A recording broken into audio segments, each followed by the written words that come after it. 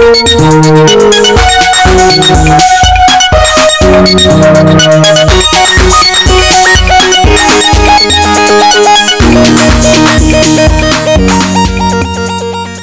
téléspectateurs, bonsoir, je suis très ravi de vous retrouver dans notre 5e numéro d'un entrepreneur d'un entretien.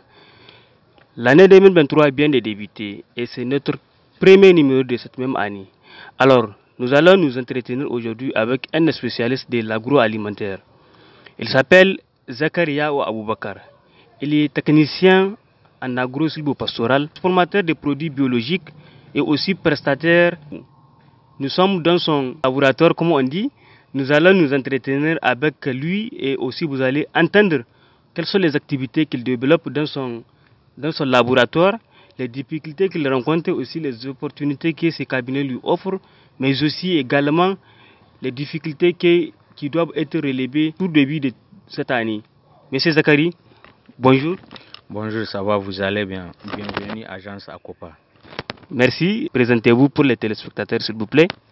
Je me présente au nom de Zakaria Aboubakar. Je suis promoteur de produits bio, pépiniériste, en même temps transformateur de produits agroalimentaires et intrants pour embauche. Monsieur Zakari, présentez-nous un peu votre cabinet. Mon cabinet se base sur la production des plants. Les produits phytosanitaires. C'est quoi les produits phytosanitaires? Les produits pour la lutte contre les ennemis de culture, l'engrais liquide, le compost et la pierre alléchée qui est pour le pâturage. En même temps, je suis prestataire.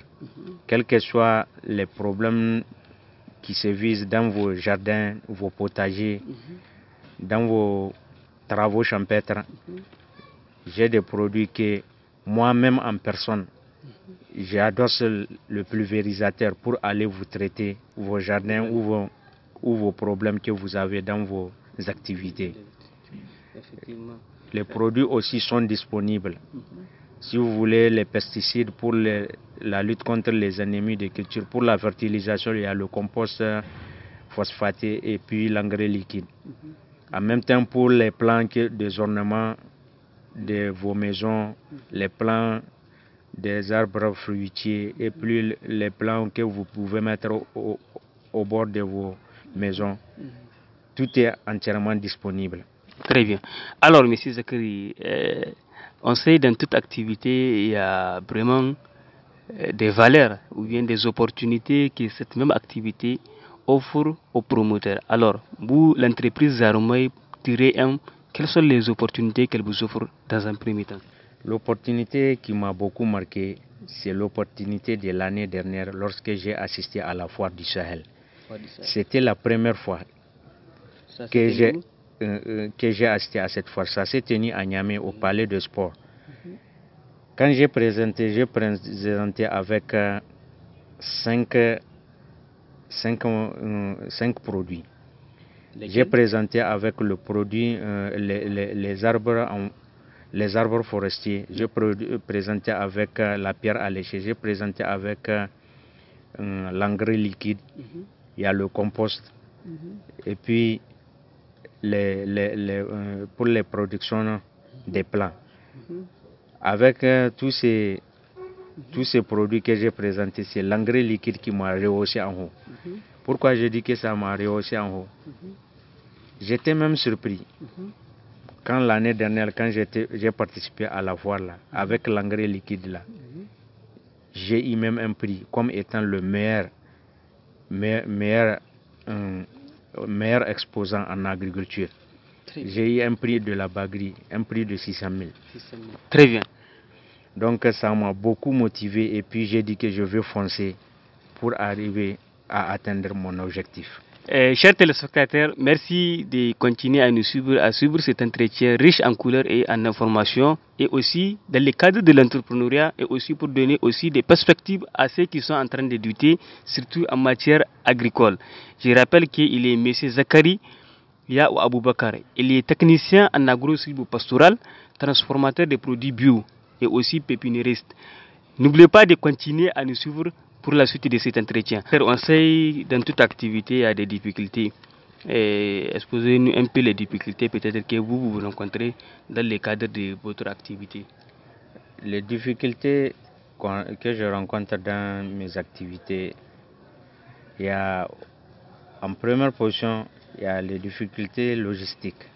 Quelles sont les difficultés logistiques? Pour le transport là, pour le transport des matières premières là, je me débrouille avec des brouillettes. Oui.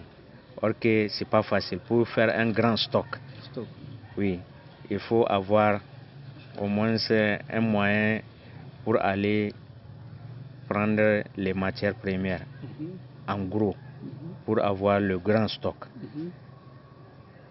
À part ça, il y a le manque de compréhension de la population. Parce que eux là, quand elle leur dit que c'est un produit bio, ils croient que c'est un produit qui ne valait rien. Donc ils préfèrent utiliser les chimiques. Or que les chimiques là, les produits chimiques là qu'ils utilisent là, ça dégrade nos sols. En même temps, même les fruits et légumes que nous mangeons, nous aurons beaucoup de maladies. Parce qu'il y a les substances chimiques qui rentrent dans les fruits, dans les légumes, que nous absorbons, mais sans le savoir. Nous seulement, on va voir ces fruits est gros ou bien ces légumes est gros. Donc c'est la bonne qualité. Oui. Or que le bio, là, c'est le sain. Tu vas manger du sain.